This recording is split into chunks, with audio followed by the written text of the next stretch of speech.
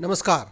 जैसा कि हमने पिछले एपिसोड में वर्णन किया, गोपाल कृष्ण जी पौराणिक ने शिवपुरी, श्योपुर व ग्वालियर पोहरी के चौराहे पर एक झोंपड़ी बनाई और नाम दिया कल्याण कुटी। यही था अंचल का पहला खादी भंडार, जिसकी व्यवस्था के लिए अपनी पढ़ाई बीच में ही छोड़कर श्री नारायण दास जी त्रिवेदी दिल्ली से शिवपुरी आ गए। वे घर घर घूमकर पहले पिछड़े हुए समुदाय और जरूरतमंद लोगों को रुई बांटते, फिर किसी से पाव भर, किसी से आधा सेर कता हुआ सूत वापस एकत्रित करते। उसके बाद वह सूत गांव के इकलौते बुनकर को देकर उससे आग्रह करते कि भाई 8 गिरह के अर्ज की जगह 12 गिरह का रखना। वह सुनी अनसुनी कर अपने काम में लगा रहता तो देर तक उसकी स्वीकृति का इंतजार करते। मेहनत का परिणाम निकला और अल्प समय में ही कार्य को प्रसिद्धि भी मिल गई। ग्वालियर व्यापार मेले की प्रदर्शनी में पुरस्कार भी मिले। उसी साल जब आदर्श विद्यालय के छात्र मिडिल की परीक्षा देने शिवपुरी गए तो पोहरी में बनी खादी के वस्त्र पहनकर ही गए। यह बात अलग है कि उस समय की खादी आज की तरह सफ़ेद झकझक नहीं थी, एकदम सादा गंजी भर थी। धीरे धीरे नारायण दास जी की देखरेख में कागज व दिया सलाई निर्माण का कार्य भी शुरू हो गया। दिया सलाई अर्थात माचिस, व इसके लिए कला मंदिर की स्थापना हो गई।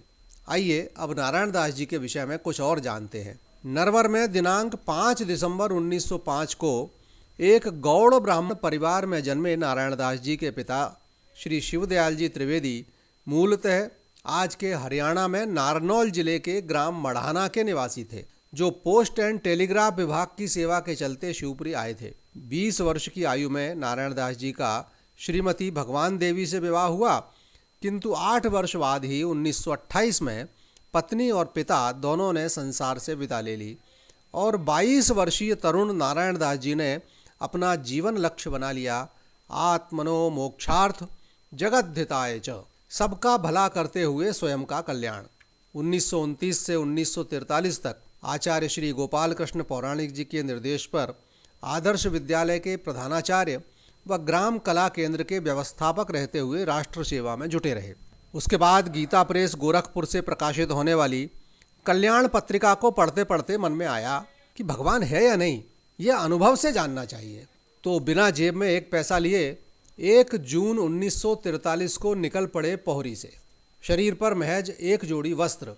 संकल्प लिया कि 1 महीने तक किसी से कुछ मांगूंगा भी नहीं। ईश्वर अगर है तो स्वयं कुछ व्यवस्था होगी, अन्यथा तो शरीर छूट ही जाएगा। आश्चर्यजनक है, 30 जून 1943 को नारायण दास जी सकुशल सीतापुर पहुंच गए।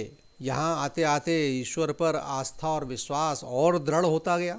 उसे और सुदृढ़ करने के लिए नया निर्णय लिया और यात्रा का नया लक्ष्य निर्धारित किया, बद्रीनाथ धाम। बद्रीनाथ धाम जाऊंगा। जेब में फूटी कौड़ी नहीं, शरीर पर एक जोड़ी कपड़ा, वो भी जर्जर हो चुका है। प्रभु कृपा से यह सत्य संकल्प भी पूर्ण हुआ और उसके साथ ही विश्वास भी अटल हो गया कि प्रभु हैं, न केवल हैं बल्कि वे हर पल हर क्षण अपने शरणागत की चिंता करते ही हैं। किसी से याचना की आवश्यकता ही नहीं होती। करुणा सागर तो बिना मांगे सब कुछ देता है। इस यात्रा के बाद शिवपुरी आकर एक एकांत और निर्जन स्थान में एक वृक्ष के नीचे बैठ गए। उसी स्थान पर 3 बालक शिक्षा प्राप्त करने आ गए। इसे प्रभु इच्छा मानकर उन्होंने उन बालकों को पढ़ाना शुरू कर दिया। समय के साथ नारायण दास जी आध्यात्मिक उन्नति के सोपान भी चढ़ते गए।